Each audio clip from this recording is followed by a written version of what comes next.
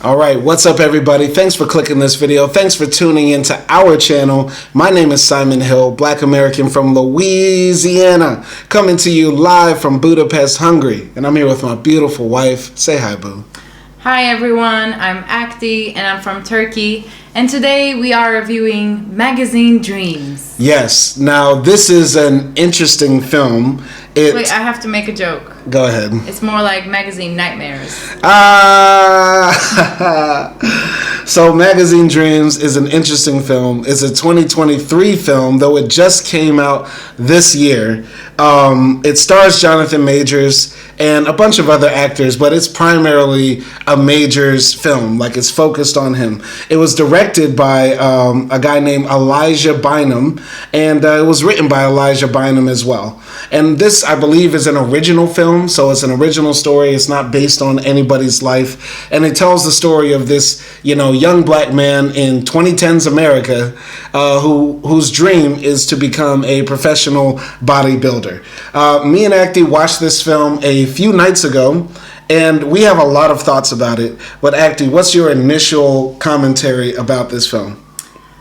I don't know. I feel like everyone was waiting for this movie because of Jonathan Majors. This was supposed to be like his comeback movie, right? Mm-hmm. So I feel like he chose the wrong movie to make a comeback with. So this technically is not supposed to be a comeback film, though it is set up to be, because they filmed it in 2022 or 2023, mm-hmm. and then when Jonathan Majors had his scandal where he was chased by his white ex-girlfriend in New York because she took his phone, and also the writer's strike that was happening in Hollywood, I believe that same year of 2023, this film got put on the back burner. That's during the time that Jonathan Majors was in the headlines for a lot of things, like getting dropped from Marvel for playing one of those main villain characters in there, and he was going to have a central role. And this film, some people say, could have earned him an Oscar if it came out the time it was supposed to, and the drama was not there, because I believe the acting is that good. But I'm sorry to interrupt you. I just had to let that be known about the comeback part, but go ahead. My initial thoughts, I agree. The acting was good. Definitely Jonathan Majors carried the whole film in his shoulders, and he really gave us what the main character was feeling. Mm-hmm. I think he did really good, and I'm sure he worked very hard for the role as well, because he looks very extremely buff. He had to carry the film on his shoulders because his deltoids are weak. You can laugh. Wow. You can laugh. Please laugh. Okay, that was a bad joke. I feel like we can make a lot of bad jokes. Yes, during this show we can. But other than that, I don't know. There's just not... I don't think this movie was that memorable for me, first of all. It does have a lot of drama. I think it's somewhat of a slow burn. At some point I was waiting, okay, this guy went through everything that we expected him to go through. What mm-hmm. else is next? Mm-hmm. And I enjoyed the second half much more. Mm-hmm. Though there were some scenes that were kind of cringe, some scenes that were very sad. So I don't know, I have mixed feelings about this movie. Right. See, for me, there are a few things I really like about this film, and I'll basically do the three things I really like and the three things I really hate about this film. I really like Jonathan Majors' acting in this film. Hands down, like you said, like I said before, he does a standout job of carrying this film. His facial acting, his body acting, he puts everything into this role, I see, right? And I don't think any other black male actor could do this film that I can think of right now. Nobody off the top of my head. Not Idris Elba, Lakeith Stanfield, Damson Idris, Washington? Denzel Washington's too old to play a bodybuilder.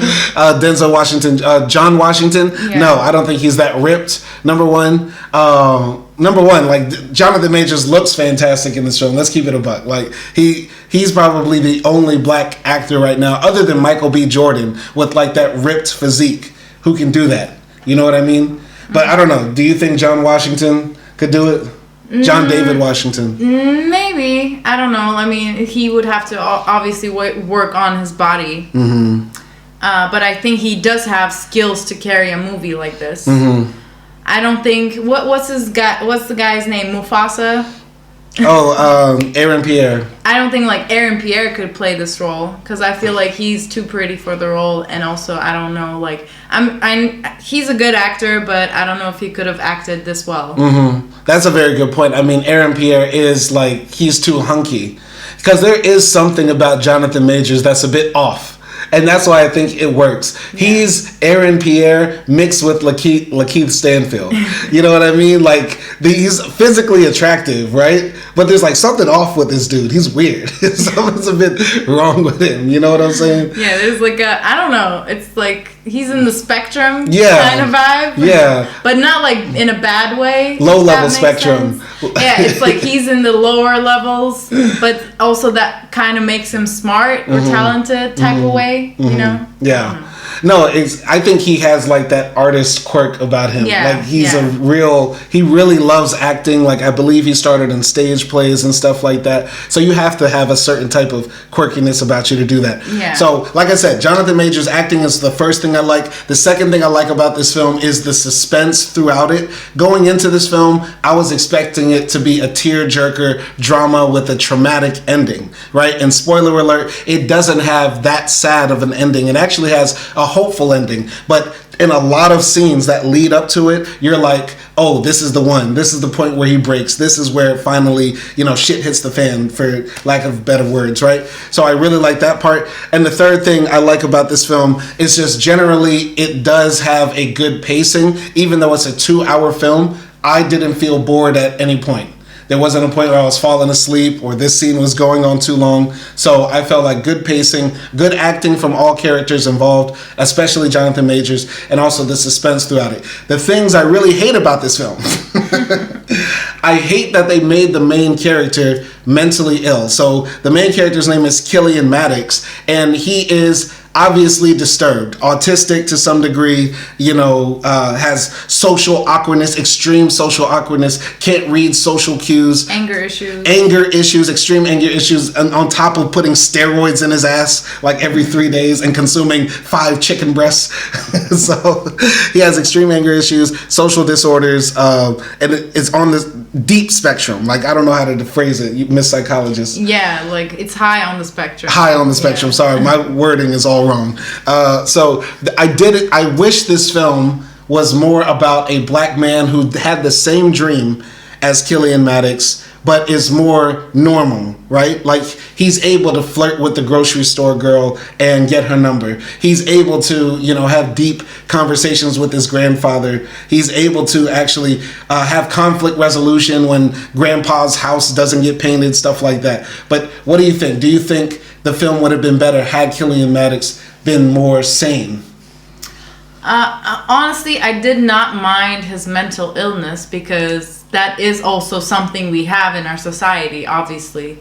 And also, especially like considering his class and stuff like that, those are the type of people that usually don't get treatment or don't get help. So I like that angle. But yeah, I don't know. I wish they did more with it. Like that he actually like owned up to it at some point, that someone actually helped him about it at one point. So yeah, they didn't, like, it doesn't go anywhere. And even at the end of the movie, it feels like, oh, okay, like he's gonna still continue doing him with this illness. Like, it doesn't just disappear. I get you. I guess the film could have been interesting where he's like, kind of like a Kanye type character. Like, throughout the film, he could have been on and off his meds. You know what I mean? Like battling with taking the steroids or taking his mental health medication. Yeah. And maybe he feels like, if I take my mental health meds, it doesn't make me work out as much. That could have been more interesting. But they didn't do anything like that at all, like you said. Yeah, it's like he has this mental health, and then at the end, like, okay, mental health just like exists. I don't know. This problem just exists. Like, you can't live like that, really. You're gonna hit like some rock bottom or whatever. Yeah. So, yeah. It could have been much more interesting playing with the idea of physical health, which is what bodybuilders typically like embody, and mental health and that balance. But the film doesn't really explore that, right? Yeah. So that's my main thing. The second thing I didn't like is this weird way the film is shot in the cinematography. Like, it has this 1980s or early 90s feel, but then throughout the film they reference like, oh, you don't know this guy? He was the winner of the 2015 Mr. Olympia. And I'm like, why the fuck are you telling this on a rotary phone with a cord? Like, why are you looking at a box TV with a aluminum foil antenna? You know what I'm saying? Why are you driving a 1987 Cadillac Buick, whatever? You know what I mean? Like, why is this film looking like it's 82 when it's obviously 2017? Yeah, I agree. There was definitely some confusion regarding like the time. I don't know if that was done intentional, because I feel like usually bodybuilding films does have that like 90s, you know, Arnold Schwarzenegger times and stuff like that, I guess, vibe. But this was like today, like 5 years ago or something. Yeah. So yeah, it feels weird that, you know, just it has that vibe, but at the same time, you know, Killian is wearing headphones and stuff like that. Yeah. So it's a weird aesthetic that they decided to go to. I guess partially it's like, you know, in American cinema, maybe we don't know how to properly place the vibe of the 2010s yet, because so many other films are made with a bit nostalgia, like the 80s, the 90s, the early 2000s. We know how to shoot those films and make that look real and believable, but we don't know how to make 5 years ago look believable. Like, there's points in here when like he gets on YouTube to watch a video of himself, and then at the same time he like sits down in his living room and watches a VCR tape of bodybuilding. Like, what is that? Yeah. Like, that makes no sense. You know what I mean? I had one theory, and I told you this when we were discussing after we watched, is that maybe it might have been like this, you know, weird space because they didn't want to include any politics in it. And I don't know, like, and also like just Killian being like a black man and doing crazy things and not really getting any, you know, comebacks for it. I don't know, maybe that's why they didn't do it all the way back, because there would have been much more racism back then and maybe more police brutality. I mean, there's a lot of police brutality and racism now. Yeah, there is, but it's like, you know, it's a bit more tolerable, I guess. I don't know. I mean, if this film takes place in 2016, 17, 18, what happened at that time? I don't know. Ahmaud Arbery, you know what I mean? Trayvon Martin, Troy Davis. Like, every year there's like a black tragedy we have to circle around in American media. So I kind of hear what you're saying, but I disagree with you a bit. I'm just trying to understand why the director did that. Like, that's just my, you know. Trying to understand this film makes no sense, because there's so many parts in here that make no sense. Yeah. Like the fact that Killian is able to consume enough meat to feed us for a year on a weekly basis. Yeah. And where does he work? Grocery store. Like, what? That makes no sense. That does not. It makes no sense. Plus, he has a gym membership. Yes, and he's able to work out 24/7 in a day in the gym where nobody else is there. And he can afford steroids. He can afford steroids and cocaine. And like his grandfather is sick as well. Like, yes, I don't know who's paying for the medicine. And he's not sharing any of that cocaine with Papa. Wow. Like, every scene he's snorting up, shooting up, working out, and spending enough money to like feed an African village. Yeah, it is kind of crazy. Like, I don't know where he lives to be able to afford this in America. Dog. He definitely does not live in like the South or the Midwest. It looks like the Midwest, I think. It does? Yes. I'm like, what is the cost of living in Nebraska? Because if you're able to ball like this off a grocery salary, I might need to change course. I was feeling more like California, but not like Hollywood. Yeah, like Inland Empire type of joint. Yeah. The third thing that I didn't like about this film is that, you know, if you sit down and watch it, and if you've watched a lot of other films, it reminds you of so many other movies. Like, I basically said this film feels like Forrest Gump meets Whiplash meets like Taxi Driver. Meets Taxi Driver. And I literally said this like towards the end of the film. I was like, this film is basically the black version of all of those films put together. Yeah. Like, in some weird blending concoction. Yeah. Right?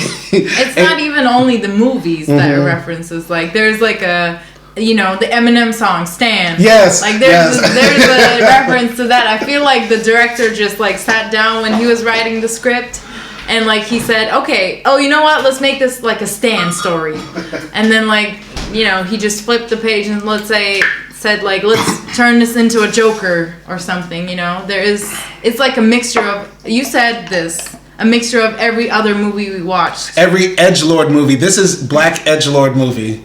It's a Black Edgelord film. See that, yeah. And that's exactly what it is, right?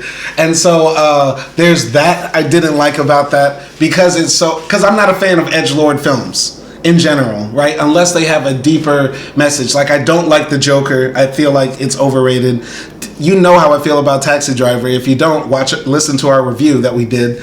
And I like Whiplash, but Whiplash is an Edgelord film with some type of message and meaning. It's about fascism, belonging, desire. There's more there. You get what I'm saying? And Forrest Gump, I know a lot of film critics hate on Forrest Gump. I kind of like Forrest Gump. No, I like it too. I believe it's generally inoffensive. Some people say it's like the most right-wing movie of all time. But that's if you like really sit down and break it down and watch it with like... Well, I watched it when I was a teenager, yeah. So I didn't really knew about American politics then, so can't relate. But either way, there's that. And so with that in mind, if you're watching this film, seeing all the parallels to the other films, this film just feels like a series of just really stupid events that the main character gets into. And so it's like mini episodes of like dumb shit Killian did today. You know what I mean? Yeah. So it's like you watch it the first time and you might be on the edge of your seat, and then the second time you might watch it, you're like, this dumbass. Can you believe what this guy's doing? And so yeah. It's like, I don't know. It feels like throughout the movie there are good opportunities that he gets. Like, he asks a girl out, right? And then he just, ruins it by himself. Yeah. By just assuming that he wouldn't want to date her. And then she literally takes a step towards him and, calls him and stuff like that. They go on a date and then it's ruined because of him again. Or, I don't know, he does, just dumb stuff. And certain points he get opportunities. And I feel like he also fucks them up too. But it's also not his fault because of his illness. Yeah. His mental state is not able to, respond to those situations. Yeah. Yeah. His mind is not there, and it is driven to madness by the desire he has, right? And I feel like the film could have allowed space for him to wrestle with different ideas of what he could desire, right? Like, he could have desired that girl. He liked that girl, but he didn't fully desire her the same way he desired bodybuilding and all the other things that came in his way during this film. So that's a very good point. And so, let's really briefly walk through this very silly film. So basically, I mean, like we said, the story is about this guy named Killian Maddox. At the beginning of the film, we see him working out, posing, in the gym, hitting the weights and stuff like that. He goes inside of his house though, and we see that he's taking care of his grandfather. And his grandfather, he calls him Papa, and Papa is damn near paralyzed. He really needs assisted living with everything. So Killian is living with him alone in this house, and he works at a grocery store. And at the grocery store, he's essentially stocking up boxes and food on the shelves and stuff like that. There's this girl that he likes there, and he tries to ask her out, but then he's too shy to do it, so then he has to run away. And then we also get scenes that let us know that Killian's dream is to be, on the cover of a magazine one day, which is, why the movie's called Magazine Dreams. And he really admires this one bodybuilder, this white guy named Brad Vanderhorn, right? And Brad Vanderhorn is the perfect bodybuilder. He has the perfect body, perfect abs, everything like that. And at Killian's house, at his home, he has pictures of Brad and other bodybuilders that he really admires. So, what did you think of those opening scenes, get introduced to Killian's world? Yeah, I think in the beginning it's really easy to sympathize with Killian because you feel bad for him. He has a sick grandfather, probably doesn't have his parents, and yeah, he's a bit socially awkward and stuff like that. But I think when it gets into the gym scenes, his room, right? They show us his room and it's full of these bodybuilder pictures of men oiled up, especially the guy he liked, Brad Vanderhorn. His pictures are everywhere, and that's where it kind of made me feel like, oh, like, okay, this is an unhealthy obsession. Yeah. Like, it's okay to be a bodybuilder, but this is more like an obsession. I kind of disagree with that because, like, you know, when I was rapping, you know, I had pictures on my wall of all my favorite artists and stuff like that. And it's like you aspire to do that. But I never looked at them and was like, I have to be them. I wasn't writing letters to Eminem every day. Yeah, it's not only the posters, obviously. Yeah. Just like his whole like behavior around bodybuilding. Yeah. But yeah, that's how I felt. Like I still felt like bad for him, and I was trying to like sympathize with him. But what do you think about, you know, people that say, you know, I'm really dedicated to what I do, like somebody who loves playing at a certain instrument or doing a certain activity, they're gonna be obsessed with it. Like, to be the best at something, you put in hours in it every day, you know? I understand, and like, you do you, and I'm not really that type of person to, like, I don't know. For me, my life philosophy is like, life is too short, and I rather do what makes me happy. And if that makes me happy, then I'll, you know, work really hard on something and accomplish that. But yeah, if it's to the point where I'm like mentally suffocating myself, then that's not for me. Yeah. And I mean, those type of people, they have a lot of willpower, which I like admire. But yeah, I don't know. And I feel like also what this movie is about is like legacy. And for those people, I feel like legacy is really important. Like I want, you know, everyone to know my name. I want to be the best pianist, best guitar player, whatever like there is. And I just don't have that type of, you know, desire for my legacy. I think, I do think Killian, to some degree, and we find out later why, he's driven to have a legacy because of how small and insignificant he's been made to feel all his life. Plus, on top of that, maybe his mental illness makes him have a weird obsession with fame, like a sort of type of like tunnel vision, OCD type of obsession with, if I want it, I can have it no matter what, and it will happen because I did the right things all the way. Yeah. You know what I mean? So he has that sort of maybe worldview. I mean, I was thinking that he might have Asperger's syndrome, because in Asperger's syndrome, like, mostly people are focused on one thing and they're really obsessed about it, and they know everything there is to know about it, and they're also very socially awkward, and they're not able to read social cues. So yeah, that might be because of his illness. Yes. Okay. We also see at the beginning of the film Killian do his first bodybuilding competition, right? And so we see him go on stage and he does the flexes and stuff like that. And the other guys he's with, you know, basically like just are much better than him, right? Even though I think, you know, looking at it, it's hard for us as the audience to tell the difference, right? Like, all of y'all are big, but like the judges say, oh no, Killian, you to the back, and the other guy to the front. Okay, Killian, you to the further back, other guy to the front. So he essentially wins, like, I think 6th place or something like that. Yeah. In the competition. But you know, that's a part of the film that also you have to wonder about, because, like, you know, he's trying to be the best, not in a true sport, but more of an aesthetic. It's like, you know, like rapping or singing. It's, you know, you go on American Idol, and there have been great singers that have been kicked off. You know what I mean? Yeah. Or great painters that never made it. You know, so it's sort of crazy that he's trying to do this in a sport that's not really a sport. Yeah. You know, but what do you think about that? Do you disagree? Do you think it is a sport, or do you think, because on one part they are using their bodies, but it's like the judgment of bodies on appearance?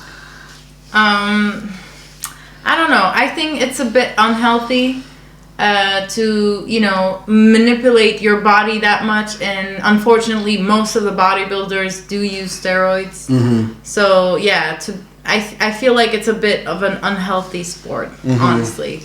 But, you know, if you're doing it naturally, and if that's what makes you happy, then I don't think it's like an unreasonable sport, because the I guess the idea is to have the best condition a human body could ever have. Right. And I feel like that's an interesting, like, thing to explore, but not through, like, steroids, I guess. Yeah. For me. Like, that's the big deal breaker when it comes to this sport. The thing is, I don't even think it's about the best condition a human can have. It's about finding the people that are able to sculpt and mold their body proportions to as to what is aesthetically appealing at the time as possible. Right? I think I remember watching something about bodybuilding where in the 90s it was all about being as freakishly huge as possible. Like as big as you could ever fucking get. But now it's more like, okay, it's more evened now. You gotta have, you're still fucking huge, but it's like your legs too, your shoulders, your deltoids, the muscles you don't even know the names of have to be sculpted just right. You know what I mean? I mean, every type of art has that though, or sport. I don't think it's a sport though. I think it's an art. Yeah, I also agree. Like it's more like an art, in that sense that it shapes according to the trends, which makes it like more similar to art. Yeah, but so we see that as a part of Killian's life. You know, he's kind of getting rejected from the bodybuilding world, but he still has a shot because he did qualify to go to the bigger competition where he'll get his pro card. And getting your pro card as a bodybuilder is a major thing because that means you can actually like get endorsements. You can probably go to the gym for free. You get discounts on the horse urine you put in your ass. You know what I mean? The cocaine is probably better. All that stuff. You get what I'm saying? Akdi's just nodding her head like, yeah, that's true. I'm listening to you. Anyway, so we see that part of his life, but we also see that he writes letters almost every single day to Brad Vanderhorn. And the letters are like, Dear Brad, you know, I'm your #1 fan, and I really would love to get back to you and hear from you one day. I've been writing you for a while. Also, Brad, I met this girl. She's really nice. Okay, kisses, bye. And he like sends these letters to Brad all the time. And the first time I saw that, I said, my tears don't fall, I wonder why. But I don't let it all. I was also thinking yes, like it was so like there. It's so on the nose, like on the nose. Yeah, and also like I think it's also on the nose because as he's writing, we hear what he's writing. Yes, and it's so Stan. It's like he's literally in a dark room, like in a tank top, like looking like Stan in the video. Like, yeah, and he's talking to like Brad like he's his friend. Yeah. So, and as he continues to write letters, they get a bit more aggressive and angry and stuff like that. Like it's slightly more weird. Yeah, he's like, I don't know. He's saying like, you're retired. You know, you can't be doing that much. I don't know why you're not reading your mail. Yeah.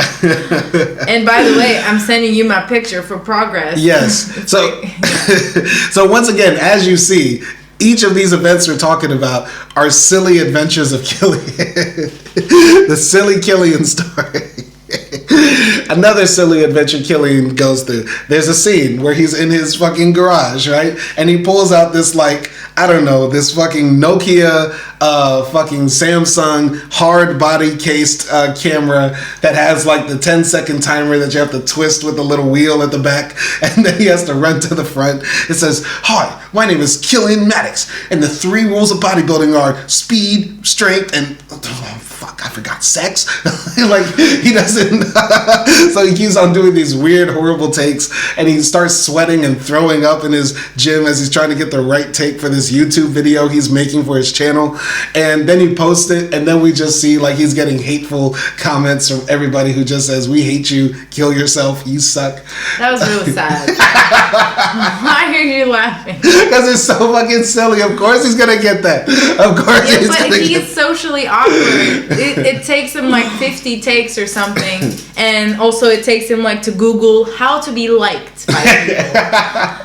And like at the end of like a week of 100 takes, he can finally put the video up there because he's so socially awkward. And then people just like tell him to kill himself. Like that's pretty harsh. I think it's fucking hilarious. And if this film were actually true to life, Killian wouldn't need to go and be a bodybuilder. He would be an internet celebrity. Like he would be viral. He wants the magazine. He wants the magazines, but who wants the magazines when you can get them YouTube checks? I got my Google check today. Thank you. Killian will be hitting those every single month. It's 2018. Magazines are still popping. Ain't that the truth? Ain't that the truth? That was a good one. But no, still, he could have went viral. 2018, there were people that were making their channels pop. But this I don't think he had that capacity. He doesn't have I'm surprised he could even upload. Like the reason people say that he should kill himself is because he didn't edit it. Like he literally just put all the videos together as one, and just every single bad take So like the first 5 minutes is like, hi, I'm Killian. Oh, sorry. Hi, I'm Killian. Oh, so that's what the video looked like. Yeah. Another scene. I'm just bouncing around the beginning at different points.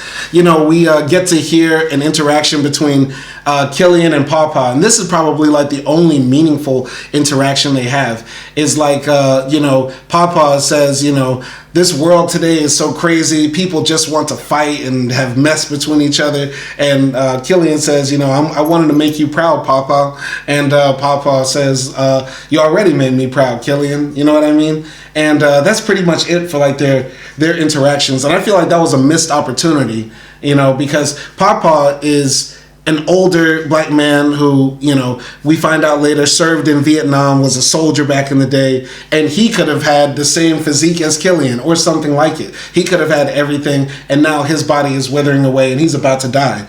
There could have been an interesting dynamic where Killian is faced with death through Pawpaw and has to deal with that, you know, that no matter how much he works on his body, there will come a point where it won't work anymore.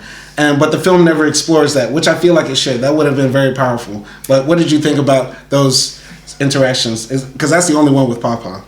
I feel like Killian is also very childish. And once again, I'm going to go back to like the Asperger's syndrome, right? People with Asperger's syndrome also like, it's hard for them to comprehend things like sickness and death and stuff like that. And they don't react the same way we do. Obviously, yes, they do get sad and stuff like that, but I feel like throughout the movie, it feels like, yes, Killian loves her Pawpaw, and he does take care of him, but it's like he's not really worrying about him, you know? Which is strange, because he's using all of Pawpaw's pension checks for chicken breasts. Yeah. Yeah, I don't know. It's just like, for him, that's just the way, like, Pawpaw is, and, like, he just accepts it. And he doesn't really worry about it because he's also too focused on bodybuilding at the same time as well. Yeah. And I think he also interprets what Pawpaw tells him wrongly. And Pawpaw doesn't... I don't know if Pawpaw don't know his son, his like grandson is crazy. Yeah. It feels like also Pawpaw doesn't know. Because all Killian was to Pawpaw was be good. Yeah. He's like a child. Yeah. So Pawpaw doesn't see how he acts on a date or whatever. I think to some degree, and I'm just going to put my American cap on here, Pawpaw is getting a check from the government, maybe multiple checks, because number one, he was a veteran, he's sick, maybe he got wounded in the war, and maybe he's also getting a double check because Killian is slow, like mentally unstable. So maybe they're both getting double checked. So Pawpaw's like, hey, buddy. Pawpaw's like, I'm taking care of Killian. Yes. And yeah, I'm proud of you because you keep them checks coming. But why do we have all these turkey legs in here? Like, what the fuck? How many turkey legs do you need to eat? So yeah, that was crazy. Anything else? Yeah, I just think like Killian sort of conceals, not knowingly, but he conceals his true self from Pawpaw. And Pawpaw sees like this man who's just working really hard for his goal. Yeah, he conceals his true self from Pawpaw and also from the psychologist. And I'd be interested to know what you think, because throughout this film, Killian has to do check-ins with this woman. I forgot her name. Maybe it's Claudia or something like that. Who knows? Patricia. Patricia is his like psychologist who was assigned to him because he's had court cases in the past because he's been in trouble for getting into fights and threatening people and stuff like that. So, you know, when Patricia asks him, like, how are you doing, Killian? He basically says, I'm doing great. I'm doing fine. Everything is wonderful. I'm taking care of Pawpaw. And there was an interesting scene at the beginning where she asks him, you know, why are you so angry? And he says something to the degree of like, you know, in my neighborhood, there's no grocery stores. They put all the food away that's healthy for you, and the only thing you can find is chips and soda pop, something like that, right? And that can go deeper, but I'll talk about that later. But what did you think about, you know, Patricia's scenes? Yeah, I mean, I like the fact that they did like this, you know, psychology work there, because obviously he has problems with his psychology, but like, honestly, not being in the system, especially the system in America, I don't know how it works exactly, and there might be like systematic constraints that, keeps Patricia from doing more or exploring more. You feel like Patricia was a bad psychologist? I don't know. I just feel like she's asking like these very broad questions that could obviously be easily lied to. Like, how are you doing? Oh, like, why did you do that? And then, I don't know, what happened to your face? Oh, I fell. Like those type of questions. And there isn't any like digging deep. I'm sure she's just a caseworker and maybe like a counselor. She's not like a licensed clinician or something like that, or a psychiatrist.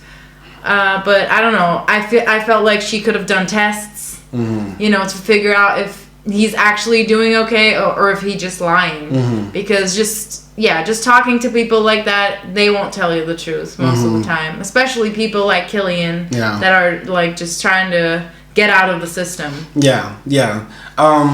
I think those scenes, like you said, were a bit shallow because I think anybody would have noticed that Killian was on a self-destructive path for himself and others. But maybe I just have the bias of being the audience, seeing him outside of the office, right? So I'm not going to be too harsh, but definitely those scenes were written by somebody who was not an actual psychologist.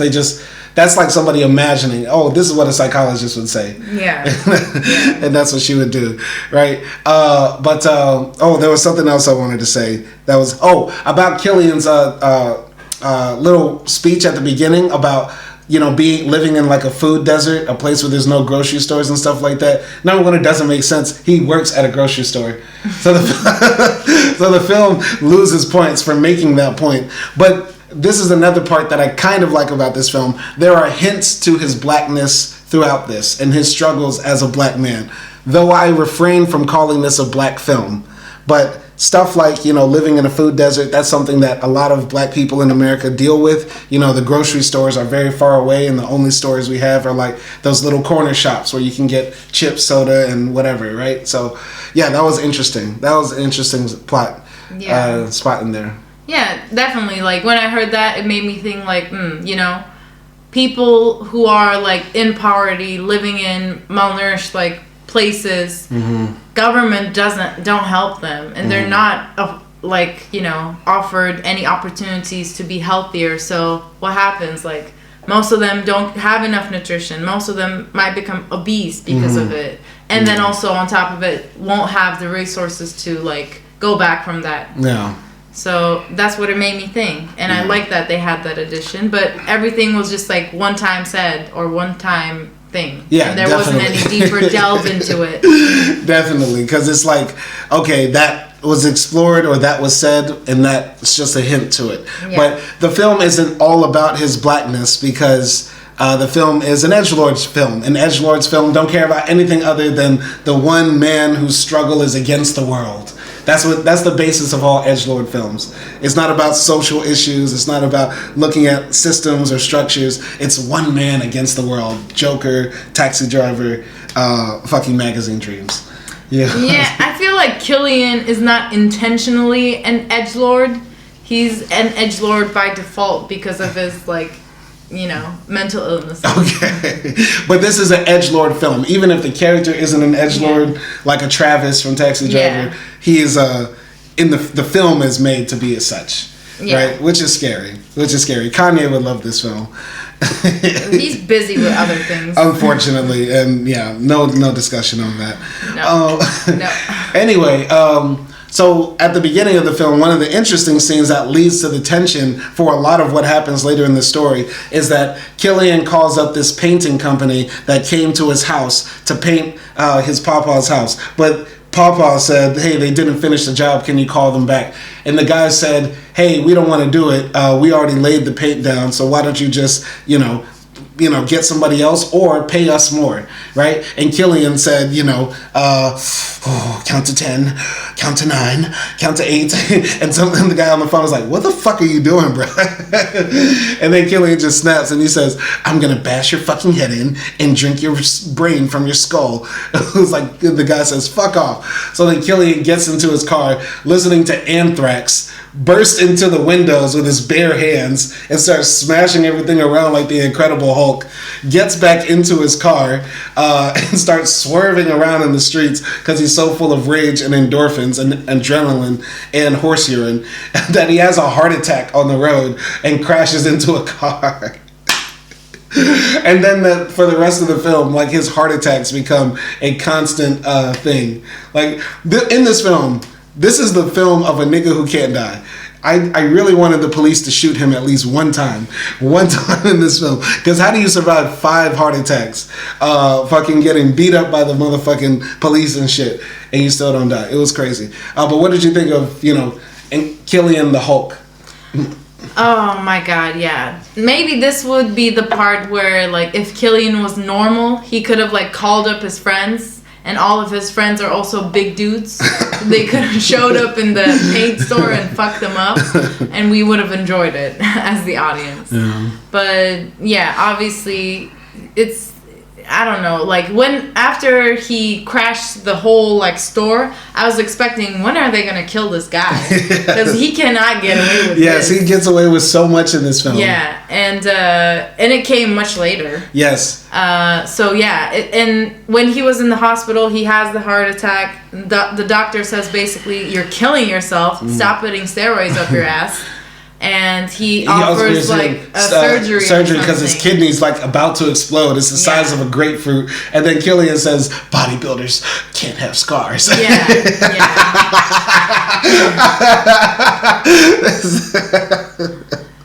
So all of that, and by the way, up to like this point in the movie, we recently watched another bodybuilding movie, Gentle.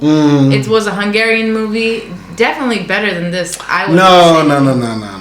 Okay. No. Well, it just reminded me of that because it followed the same plot. It's like bodybuilder, obsessed, takes steroids, fails, body fails at one point, and then like ends up in the doctor and refuses to get treatment. Both of them are very A24, as in Gentle and Magazine Dreams, but Gentle is a bit more realistic. Yeah. But this is more, Americana A24. Yeah. And, Gentle is more European A24, Okay, so you're nationalistic now? No, I'm just saying, I just think Magazine Dreams is a better overall ride. And it sort of has an unexpected ending. And many unexpected points. Like, there's a scene in here I can't wait to get to that I'm just like, yo, that was, I did not expect that to come. And I think you know what I'm talking about. Okay, so let's move forward. Killian gets to go on the date with the girl he asked out at the grocery store because she called him back. And so they arranged to meet up at this restaurant. Killian gets dressed in a suit. He pulls up in his little car listening to Anthrax again. Black girls are laughing at him in the car. He gets out, meets up with this like little blonde girl that he met at the store. And, they start talking, but their conversation is very awkward because Killian has no social cues. And he ends up spilling the beans that his parents were killed. Because his dad killed his mom and then his dad killed himself. And then, the girl is like, ooh. And then he doesn't try to make any banter with her. He just talks about bodybuilding and, his dedication. And he orders food and he orders like 37 things off the menu. And the girl just says, yeah, I gotta go use the bathroom. And then the waitress comes and tells Killian, your date left about 10 minutes ago. She had a family emergency. Do you want us to pack up your food? And he says, no! So he eats like all of his food, her food, and then orders like 37 other things.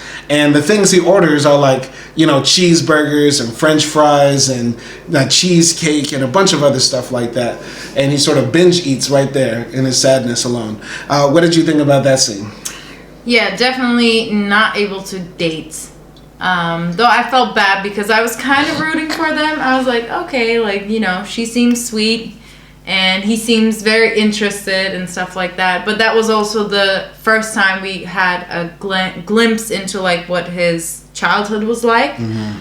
And I was expecting that. And yeah, like now thinking about it, when children are like growing up in very, very highly unstable situations, they usually hold on to something that they can control because other stuff they can't. Mm-hmm. Sometimes it's like being the perfect student. And sometimes, like in Killian's, perspective, I think he became hyper focused on his body because that was something that he can control, at least. Yeah. And obviously, it's a big tragedy, and some of his issues obviously come from that part of his like childhood. But yeah. That's a very good point. I didn't think about that. Like, bodybuilding is something he could control. That's why he clings to it so much. I was very interested on the binge eating part of it, right? Because, like, when you think about bodybuilders, like, they have to consume a lot of food, but it's usually clean, like straight up chicken breasts, raw eggs, I don't know, human breast milk, whatever they eat, right? Like, he was over here, like, consuming, like, cheeseburgers and a bunch of other stuff when he got sad throughout the film. And then we would see him, like, throwing up in the bathroom, like, forcing himself to purge. And I think there's like another level of mental illness he's dealing with, which is body dysmorphia and bulimia or anorexia. I'm not sure about the difference. Eating disorders, yeah. Eating disorder. It's bulimia. Okay.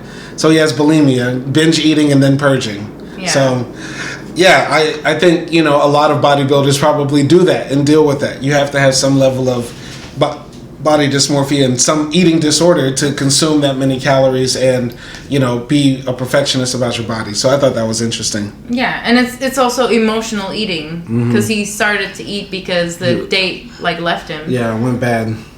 So yeah, it's like a bodily escape, I guess. Yeah. So moving forward in the film, Killian is getting ready for the workouts.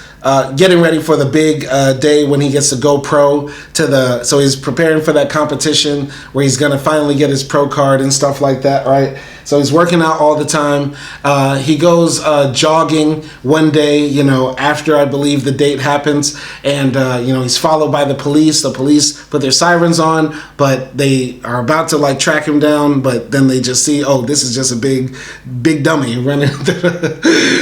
Oh, that's just slow Killian. So they kept it moving, and we also see the day he's getting ready to go to the competition, he gets into his car, but then the guys from the shop that he broke into and destroyed get out of their car, pull him out of his car, and beat the shit out of him. And the white guy says like something racist to him as he like spits on Killian when he's on the floor all bloodied. He's like, "That's for breaking into my uncle's shop, you stupid ugly ape," or something like that, right? And they hop back in their van. Killian still gets in his car, drives to the competition where he's supposed to be. He's all bloodied and bruised in the face, doesn't wash off the blood or anything, goes up to the stage, starts making poses and stuff like that, and doing this horrific smile, and ends up passing out and collapsing on stage.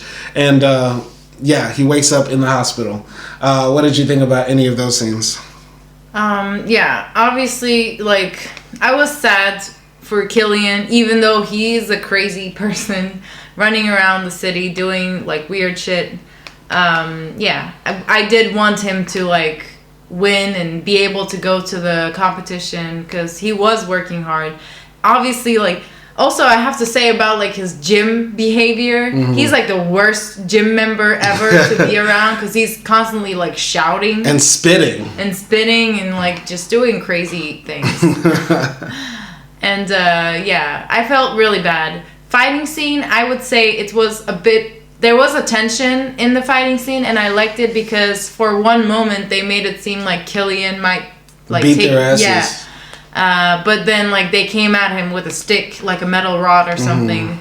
That finished him. But like I said, up until to this scene, it was reminding me of Gentle, and this was like the end of Gentle, and by this point in the film, in Magazine Dreams, we were only like at an hour in, and I was like, okay, what else could happen after this? Yeah.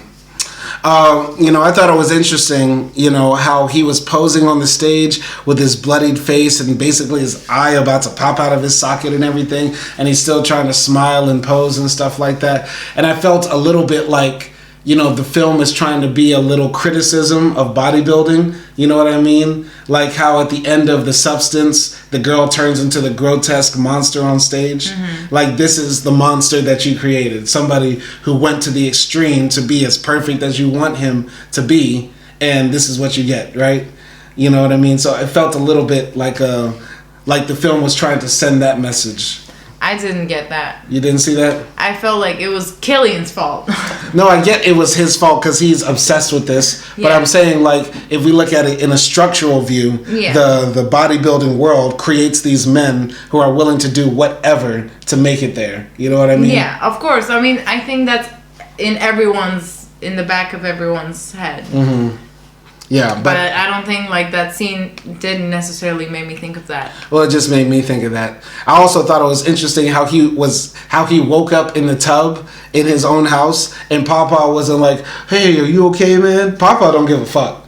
Low-key, Papa don't ever care about this boy. I know, right? Like, I don't know. Maybe he's too sick, but you know, Killian's face is fucked up, but Papa don't seem to, you know, seen it. I don't know. Yeah. Basically Killian makes it back home after getting his ass whooped and collapsing on stage, and he goes on a downward spiral in his own house. He rips all the pictures off the wall of his bodybuilding icons. He throws all his steroids in the trash, rips up all the bodybuilding tapes and everything like that, and basically like gets into a fetal position. Yeah. Once again, it's 2015 and he got videotaped. Yes. Like cassettes or something. We also missed the part where he like threw his vinyl record player on the wall, threw away his typewriter. So he has a little breakdown in his house, takes out all the chicken breast from his fridge and like rips up his fridge too. Papa says, "Hey, what's going on down there?" And then Killian goes cruising for pussy. Like any true edgelord movie, there has to be a scene with a prostitute. And so, Killian, goes downtown and meets up with this girl, played by Taylor Page, by the way, who was in one of my favorite movies, Zola. And I hate that she's still playing prostitutes. You know what I mean? I get she's like sultry and seductive, but like, so y'all stop typecasting this girl. Give her more roles. Anyway, so Taylor Page is a prostitute that he picks up, and this is gonna be maybe, I guess, Killian's first time having sex, and so he's like very shy. Like he goes into the bathroom and then he comes out, instead of doing all that muscle posing and stuff like that, he's like a little boy coming out of the bathroom clutching his wee-wee, making sure nobody can see. So he asked the prostitute, like, "What do you like about my body?" And then she says, "I like everything." And then he says, "Do you like my deltoids?" And then she's like, "Oh my God, Killian." And then, he cries during sex, and that's it. We don't know if they have sex. He didn't have sex with her. She was begging him to fuck her.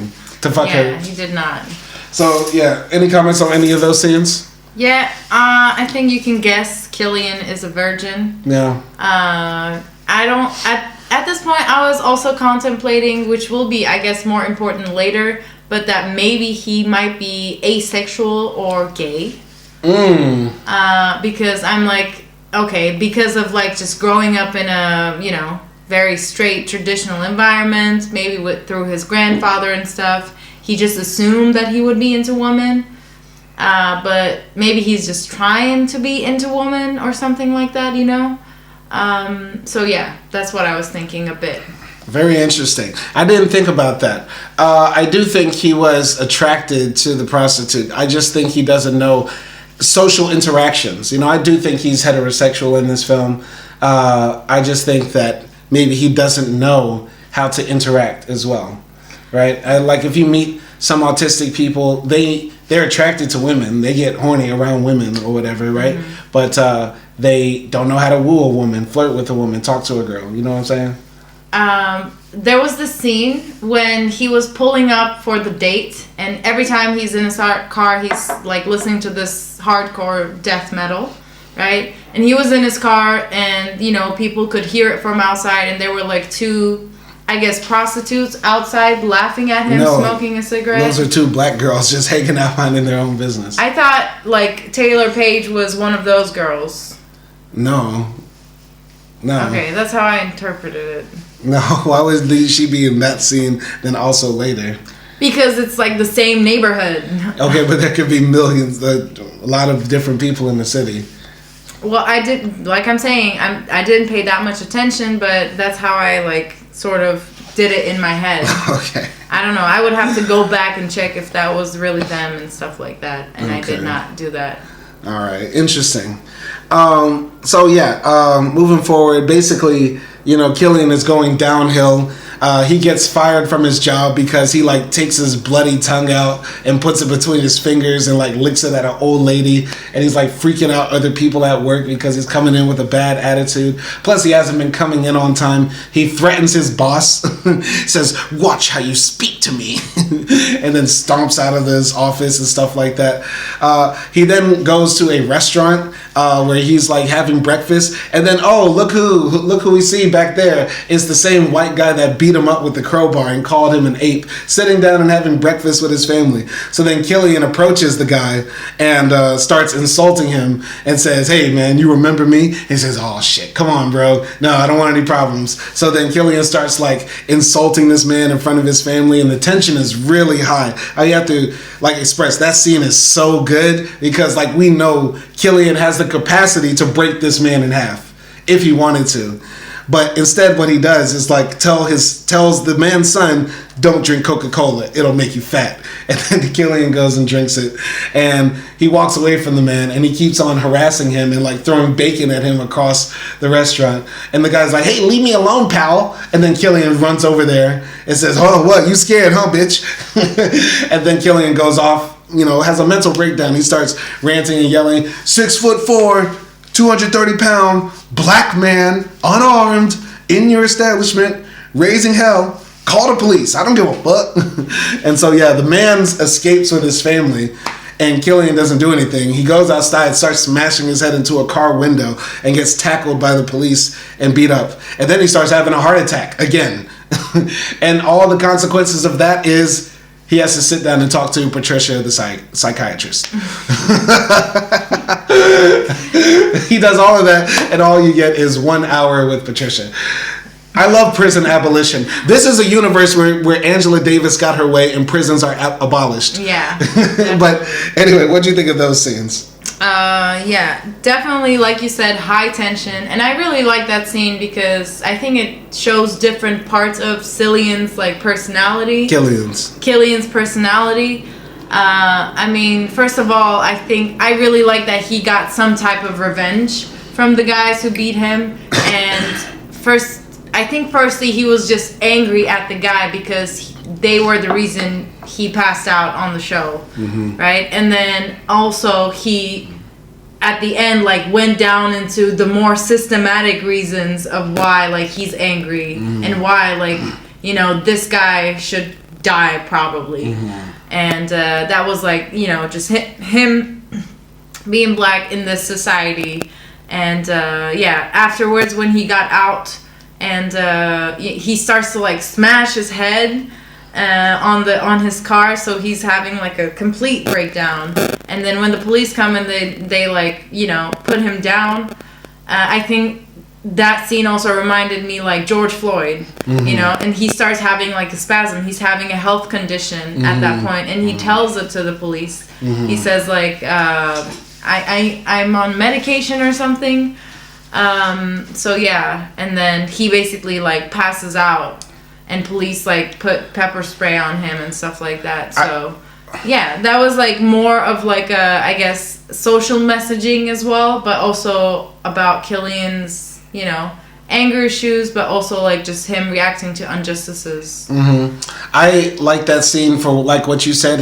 It shows a little bit of Killian's inner workings of like, because when you're mad, sometimes you lash out and you say the things you've always wanted to say or never got the chance to say, you know what I mean? And so when Killian got mad, it's like he started calling people fat, coward, ugly, you know what I mean? Bald.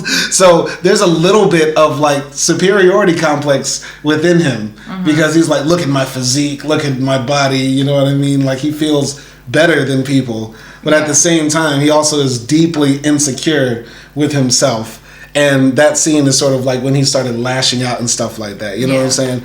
So that was very, I like that scene. That was very cool. And like you said, the scene with the police beating him up, definitely flashbacks of like George Floyd or any 500 other black men murdered by police that way.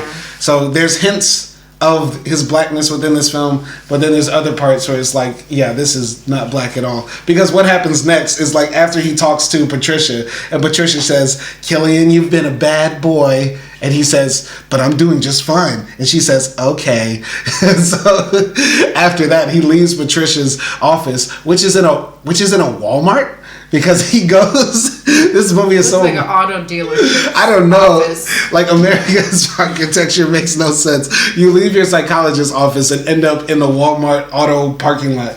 It's weird. I have to say one more thing about, like, Killian's, meltdown is that one of the, I think, also more interesting things is that because Killian is so big and strong, we maybe assume that he's just gonna like lash out and slap someone and punch someone, but that doesn't happen. And instead, like, he throws assaults like a kid again, like, you're ugly, A kid says that. A normal adult says, like, I don't know, I'm gonna kill you, and I don't know, like, fuck you, motherfucker. Yeah, all threats, those real things. threats. Yeah.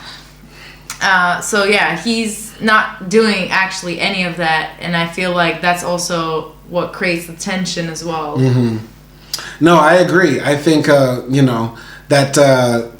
tension is that he is fucking huge. Like most of the scenes in this film, he's like shirtless. You see him compared to like other people, and he's like you said, he's huge, but he doesn't do that lashing out. Someone said he looks like Black Johnny Bravo. That's funny, with the haircut too. Yeah. That's the thing, man. Like, Jonathan Majors does not have like a good shape up. Like, I don't know what it is, man. He's got that lineup that lets you know like something's off with this nigga. Like he's a nigga, but he's not one of our niggas. You know what I mean? What do you mean? Something's off. Something's off with this nigga, man. I don't know, man. Anyway, he leaves the parking lot, and then this is when the second half of the film begins, and it becomes, will he or will he not shoot up a kindergarten? It becomes Elephant. Yeah, like the film turn becomes Elephant, exactly. Like, so we're done with the taxi driver arc. Now let's just go, will he or will he not walk into the 6th grade classroom with the AR-15? So, yeah, he starts pointing at people in the parking lot and like, doing like finger gun motions. Then he goes on like the internet, of course, in America, and orders like as many rifles as he can, despite the fact that he has like a criminal record, despite the fact he's like mentally unstable. It's still like he's able to get like an AR-15 in an Amazon box through Prime. America just loves Killian Maddox. American just loves killing mad oxes. I don't know.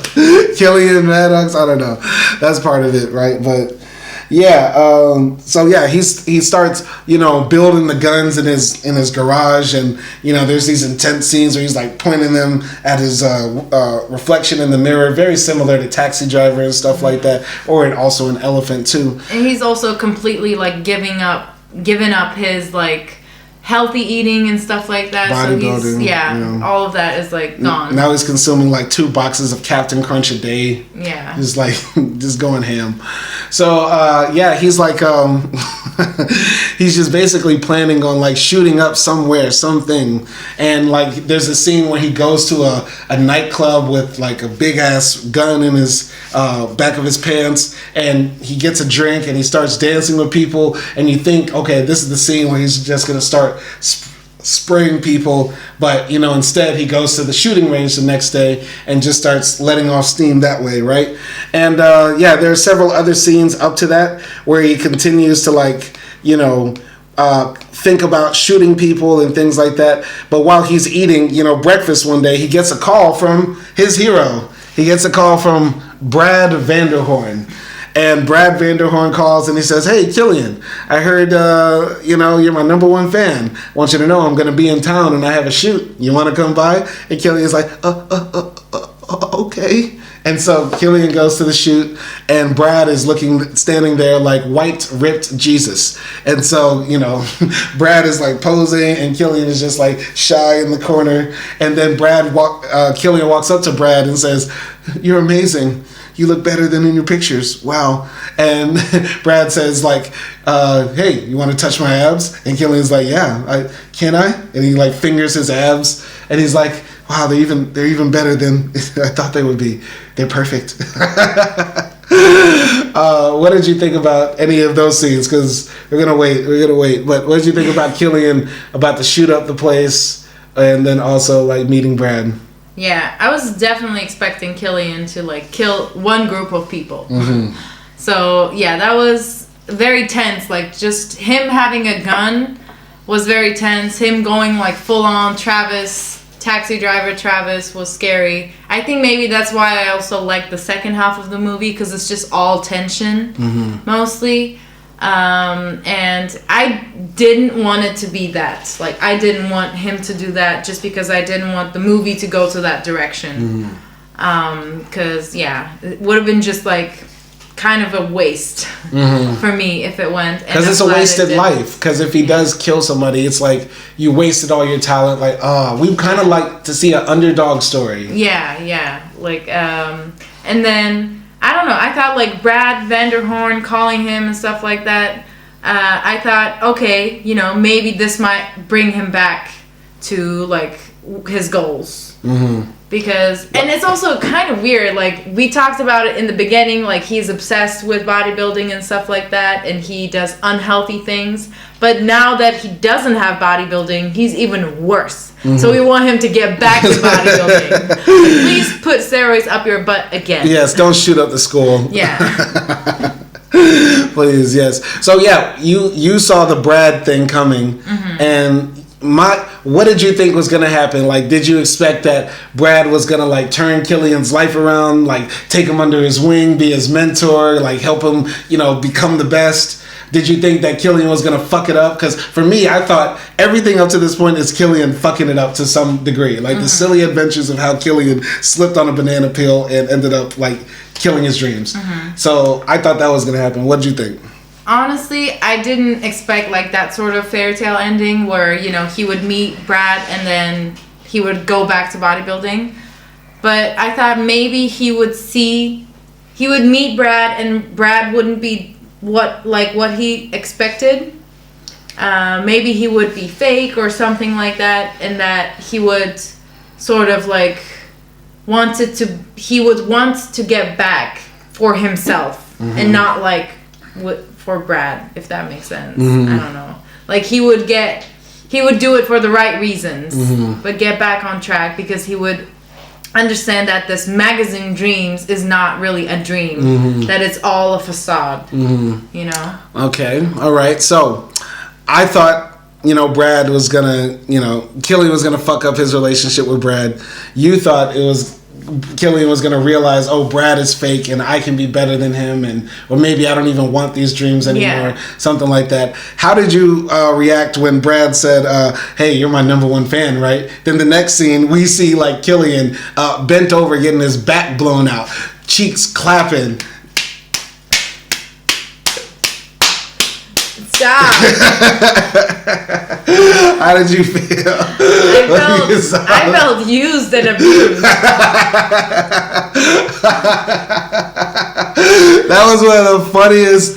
Brad, I know that's not supposed to be funny, but that is one of the funniest things. Like, that's the point when I realized, this film is just a series of very stupid and unfortunate events. I felt like, what was his name? The teacher who raped a student with a disability, Anna. Oh, yeah. And D-Man. Oh, yeah. Yeah, I felt like D-Man. That's like also, Killian was D-Man, like someone with a mental disability, possibly in the autism spectrum, being like raped. Yeah.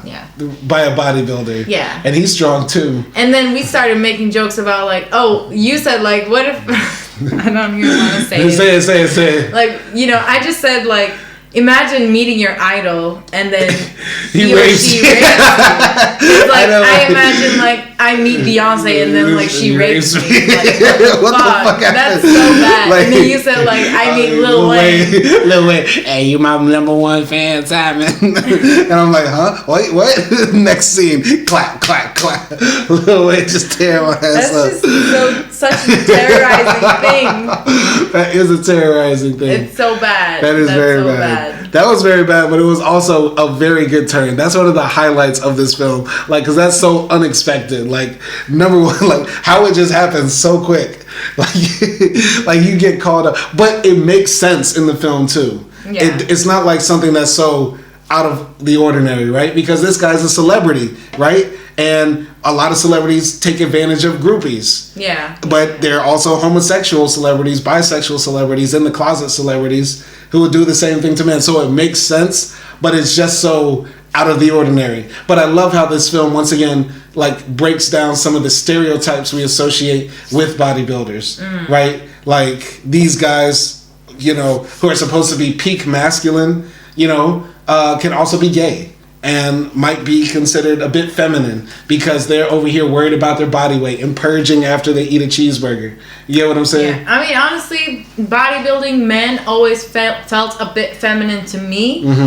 And that's also like some, you know, toxic gender role shit that I have in my head as well, because yeah, like caring about your body is supposed to be feminine and also all these type of things. But yeah, that was a turn. That was a quick turn. Yeah. And so yeah, Killian gets his shit clapped. He wakes up out of the bed, and Brad is on the phone with his wife saying, "Hey babe, yeah, I love you. I'll be home soon. Don't worry." And Killian like grabs his like clothes and does like the slut walk of shame out of the trailer. Killian. And yeah, that was bad. Now he's back on his school shooter shit. He's like, oh fuck, oh fuck. And yeah, he's like eating cheeseburgers, calling Brad all the time, and you know, not getting any calls back, getting ghosted, and you know, he's like going to clubs now, meeting up with random guys who are doing cocaine with him and telling him that life doesn't mean anything, and you know, why don't you just go kill people because life has no meaning and stuff like that. And yeah, basically the good chunk of this film is Killian going on a downward spiral, and it sort of reaches its pinnacle or one of its peaks. I feel like this film has maybe a bit too many peaks. But maybe somebody could also say that's a positive thing, because like just when you think it's over, the ride isn't done. You know what I mean? So he goes up and down like this. He goes spiraling downwards, and one day he decides, you know, I'm gonna do some harm to myself. I'm gonna kill somebody and kill myself. He calls Brad and tells him this, and he shows up at the house of the judge who told him the first time that his deltoids are too small. So this old white man, you know, goes into his house one day and finds big black ass Killian Maddox sitting in his kitchen with a shotgun and says, "Hey, you remember me? You told me my deltoids are too small." And so then he points the gun at this old white man, turns on some, I don't know, Celine Dion, tells this man to take off his shirt and start posing. What did you think about any of those scenes? Definitely did not see this coming, because we were expecting, oh, he's gonna shoot up the dance club or something, right? And yeah, I thought that was weird, and that he's still obsessed with like his bodybuilding shit, obviously. And I just felt like he was looking for a scapegoat, and that was like the first thing that came to his head because he was obsessed with it. And he just went for it, and yeah, he just wanted to, once again, I think it's about like controlling something.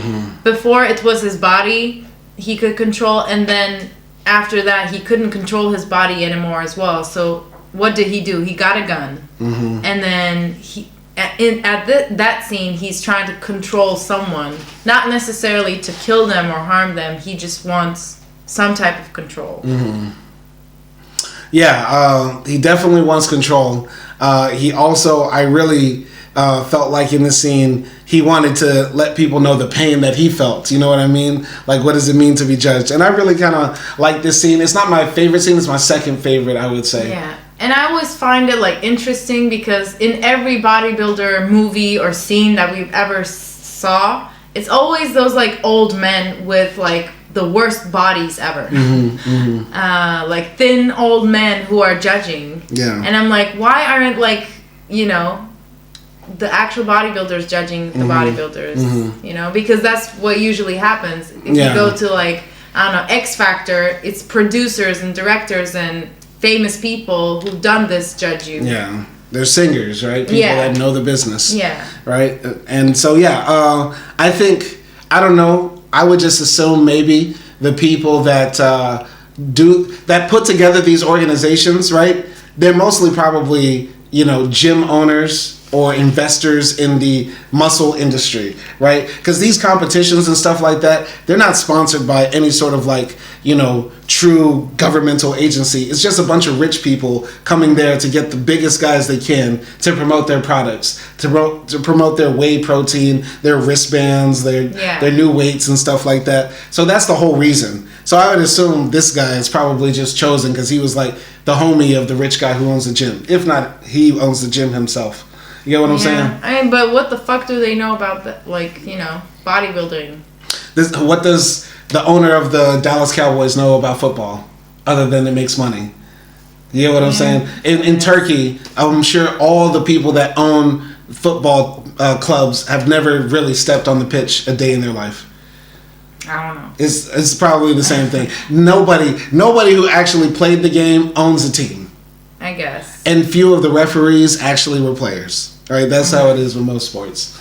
So yeah, you're making a good point, but if you sit down and break it down, most sports are, a collection of the true athletes, artists, whatever, and the support staff. Yeah. I mean, I just feel like specifically with bodybuilding because, when I was going to the gym, I took a break sadly, but yeah, at the gym, I feel like you feel your muscles, right? You feel them growing and you see what moves changes them, which moves you can feel your muscles and stuff like that. So it gives you that body awareness, in a positive way. Mm-hmm. And I feel like without doing that, it's kind of impossible to be a judging. That, but I don't know. Maybe they did it in their when they were young or something. Yeah. Once again, I think the great thing about this film is that it pulls the mask off a lot of the bodybuilding world. If you really sit down and think about it, he made this guy sit down and strip and do the same poses, and it looks fucking horrible. It looks like me stretching in the morning. It looks like me. I got a crook in my neck because I slept wrong, so I'm trying to get it out. So this film really pulls down a lot of the bullshit that you think of, right? Mm-hmm. So he makes the guy pose, and he makes the man think he's gonna die. He makes him get on his hands and knees and puts the barrel to his head, and then just leaves and doesn't kill him, right? And once again, I was relieved he didn't do it, but the film makes it feel so believable that he will, because like you said, the second half of the film is just all tension, and he keeps that strap on him every scene. Every scene, basically, we see him about to murder somebody. You know what I'm saying? Yeah. So, he goes back to his house. Surprisingly, the police do not get called, even though the guy clearly saw his face and everything like that. Killian sort of plots suicide by thinking about jumping off of the bridge, but he doesn't do it. He goes back home, he spray paints his wall, Killian was here and how to make people remember you, and he gets a list leave a legacy, do something nobody will remember, leave a body of work, stuff like that. He marks out Brad, he takes his gun, and starts to head to the place where Brad is going to be performing his show. And Killian, enters into the show, crawls up to the back of the stage where Brad is there, and is about to point his gun at him and kill him. So, leading up to that, what did you think was going to happen? I was so scared that Brad was going to throw up Killian. How it happened in Love Lies Bleeding. Oh, wow. It's going to become A24. Yes. I have trauma from that. Yeah, too many movies are trying to be avant-garde. Too much body horror. No more body horror. But go ahead. But yeah, I mean, I like that scene. Once again, there was so much tension. Is he going to do it? Is he not going to do it? And obviously we hate Brad because he's a rapist. Mm-hmm. So, yeah. That's it? Okay. I thought the movie was about to take it there and really about to show Killian committing his final act to be remembered, right? A murder on stage, right? Live for everybody to see. I feel like there was There was a good rap bar about that. Live on stage, a killing or something like that. I forgot. Anyway, so yeah, in the film, we see Killian like pull the trigger and shoot down Brad, but the audience just sort of like continues like staring at him. They don't get up out of their chairs like normally it would happen. Nobody screams, and so he's just on stage. Then he starts visualizing himself on stage, posing and doing everything in his full glory. And then we see he actually didn't kill Brad. And he picks up his gun, goes back outside, and decides, he's not going to do it. He lets Brad live. And he then goes home to Pawpaw and cries in Pawpaw's arms. And, then Killian just throws all the guns away. And the final scene is really just like, him in the stage where Brad was, but he's posing there and he's all by himself. And, he doesn't need anybody to validate him, I guess, is what it says. Because, like, there's a poster saying he's there and he's doing it and he doesn't need anybody there. Mm-hmm. Right? And nobody died, essentially. Yeah.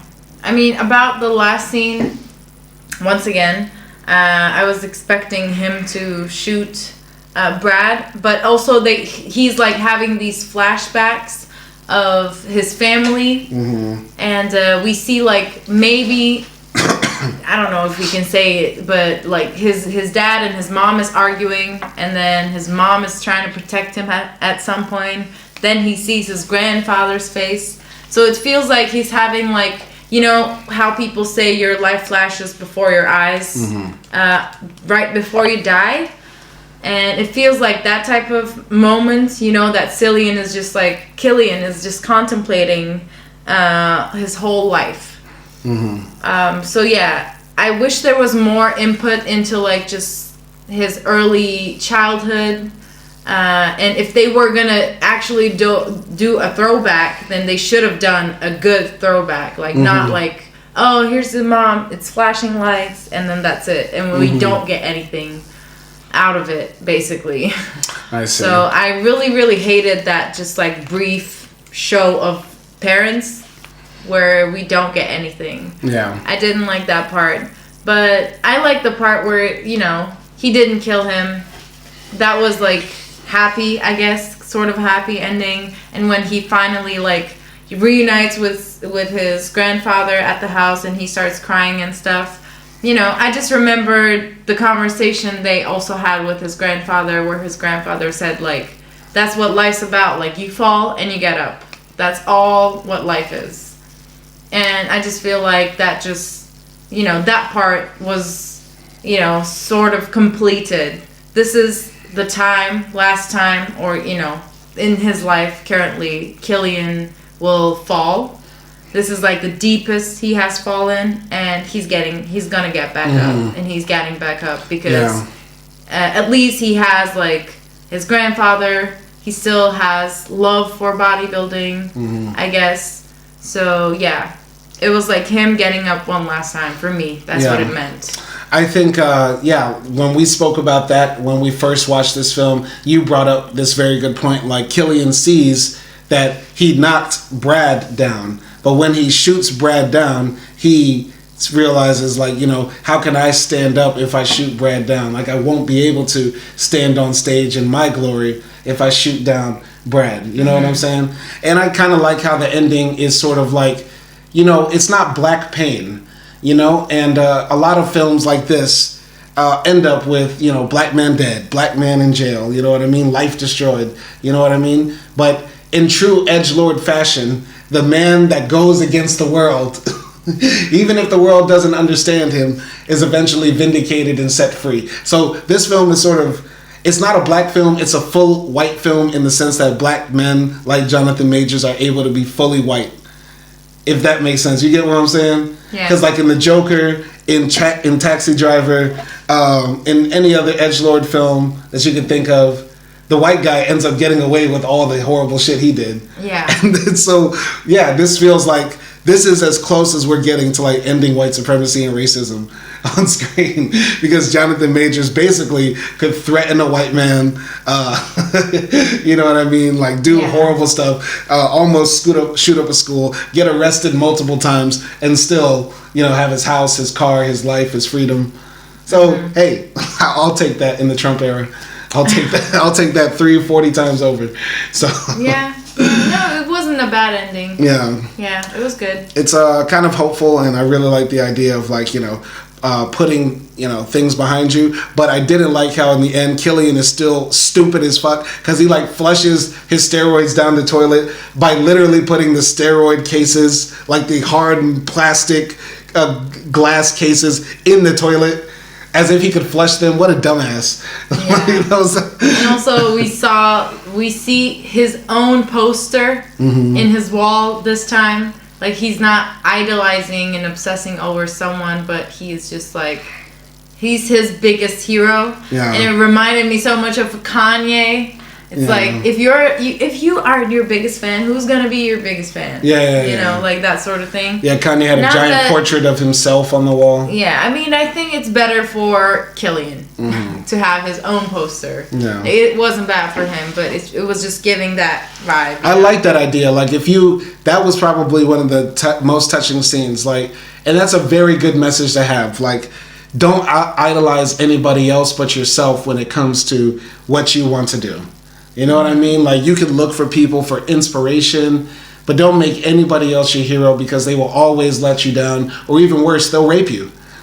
Yeah, exactly. That's a horror of mine. I have a phobia of getting raped by my idol.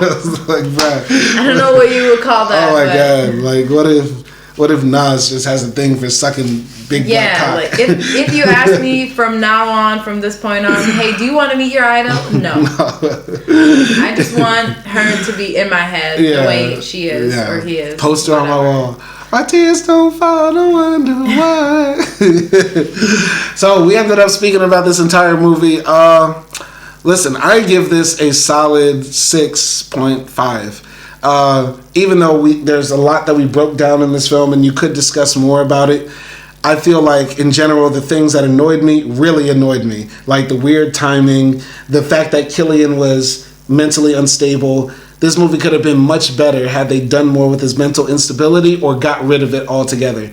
And also, I wish Paw Paw had more in here. And also, if it's 2017, make it look like 2017. Give this man a smartphone. Don't have this man popping in Pantera cassettes into his 86 Buick. You know what I mean? Like, let this man live in his era. So, yeah, 6.5 for me. You? Yeah, I forgot my first score, but I'm going to give it a 7. Mm-hmm. I did enjoy it. It did make me watch it. There were some cringe like parts where I was like, yeah, some like what is that called? Loopholes? Yeah, major plot holes. Yeah, major plot holes. But yeah, I mean, you know, if Jonathan Majors does another movie, I would definitely want to see it because he was shining in this movie. He was really good.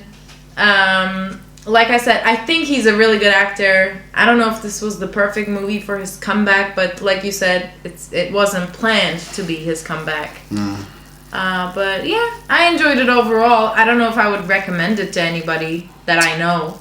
Yeah, it's kind of a weird recommendation. Yeah, like it's not really a recommendable movie. Yeah, this is the first time that we're gonna say like, yeah, I wouldn't recommend it.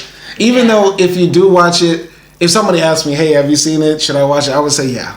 I'd say yeah. But I wouldn't go out of my way like, bro, you gotta see Magazine Jays. Yeah. It's like Forrest Gump on steroids. Yeah. Literally. It's like a lot of people, like I was watching some YouTube reviews of it, and a lot of people said like, they didn't know what just happened. Yeah. And that it was weird. Some guy said it's the feel bad movie of the year. Feel bad movie of the year. Yes. I can kind of see that. You feel bad while you're watching it because you're laughing at Killian. Yeah. But you feel good at the end because you're like, oh, this dumb guy always seems to make it out in the end. Yeah. He's just our lovable big like oaf. The dumb luck. Yeah, literally dumb luck. That should be a better name for this movie. Yeah. Dumb luck. I mean, this could be a great comedy movie. That's what I'm saying. Like, you watch this the second time, it's unintentionally funny. Yeah. And so, I think we'll wrap this up. This is episode, I think, 116 or 117. Have to look it up, but we're glad to be back. We got some more films coming on the way, and stay on the tune for that. And y'all be easy out there. Peace.